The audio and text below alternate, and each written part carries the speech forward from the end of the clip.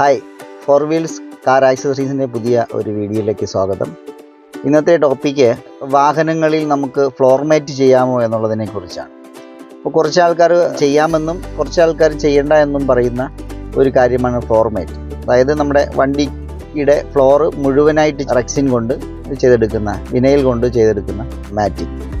അപ്പോൾ സത്യത്തിൽ ഇത് ഒരു കാർ കമ്പനിയും ഇതിന് സപ്പോർട്ട് ചെയ്യുന്നില്ല എന്നുള്ളൊരു വാസ്തവം അതിനകത്തുണ്ട്. അതിനകത്ത് പറയുന്ന പ്രശ്നം, വെള്ളം വീണ് കഴിഞ്ഞാൽ അത് ഉണങ്ങില്ല എന്നുള്ള ഒരു പ്രശ്നമാണ് അവർ പറയുന്നത്. ഈർപ്പം തട്ടിയിട്ട് ബോഡിക്ക് കംപ്ലൈൻറ്റ് വരും എന്നുള്ളതിനെ കുറിച്ചാണ് അവർ പറയുന്നത്. പക്ഷേ എൻ്റെ അഭിപ്രായം ഫ്ലോർ മാറ്റ് ചെയ്യുന്നതാണ് ഏറ്റവും നല്ല കാര്യം. കാരണം കറക്റ്റായിട്ട് അത് മെയിൻറ്റെയിൻ ചെയ്യാത്തത് കൊണ്ടാണ് പലപ്പോഴും അതിനകത്ത് വെള്ളം കെട്ടി നിന്ന് പ്രശ്നങ്ങൾ ഉണ്ടാകുന്നത്.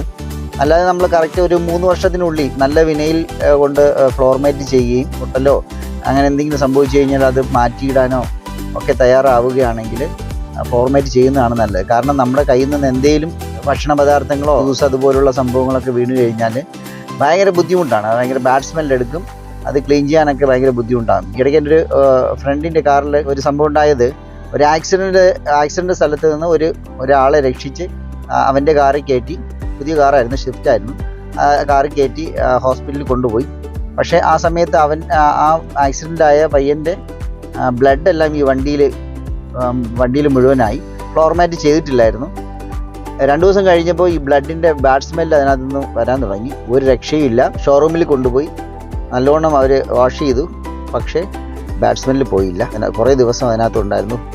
പലവിധമായ പെർഫ്യൂമുകളൊക്കെ ഉപയോഗിച്ചു. അപ്പോൾ അങ്ങനെയുള്ള പ്രശ്നങ്ങളൊക്കെ വരുമ്പോൾ, അതുപോലുള്ള പ്രശ്നങ്ങൾ വരുമ്പോൾ ഫ്ലോർ മാറ്റ് വളരെ നല്ലതാണ്. എന്ത് വീണ് കഴിഞ്ഞാലും അത് നമുക്ക് അപ്പോൾ തന്നെ വൃത്തിയാക്കി തുടച്ചെടുക്കാനായിട്ട് പറ്റും. അതുകൊണ്ട് ഫ്ലോർ മാറ്റ് ചെയ്യുന്നതാണ് നല്ലതെന്നാണ് എൻ്റെ ഒരു അഭിപ്രായം. പക്ഷേ അത് കാലാകാലങ്ങളിൽ കേടുപറ്റി കഴിഞ്ഞാൽ ഉടനെ അത് റിപ്പയർ ചെയ്യാൻ നിങ്ങൾ തയ്യാറാകണം. ഒരു 3 വർഷത്തിലൊരിക്കലെങ്കിലും അതിനെ ഒന്ന് ഇളക്കി മാറ്റിയിട്ട് പുതിയത് ഒട്ടിക്കുമ്പോൾ അതിൻ്റെ കേടുപാടുകൾ എന്തെങ്കിലും ബുദ്ധിമുട്ടുണ്ടോ എന്ന് നോക്കി ഫ്ലോർ മാറ്റിങ് ചെയ്ത് കഴിഞ്ഞാൽ വളരെ പ്രയോജനകരമായ ഒരു കാര്യമാണ് ഫ്ലോർ മാറ്റിങ് എന്ന് പറയുന്നത്. അപ്പോൾ ഉപകാരപ്രദമായ മറ്റൊരു വീഡിയോയുമായി വീണ്ടും കാണുന്നവരെല്ലാവർക്കും ബൈ.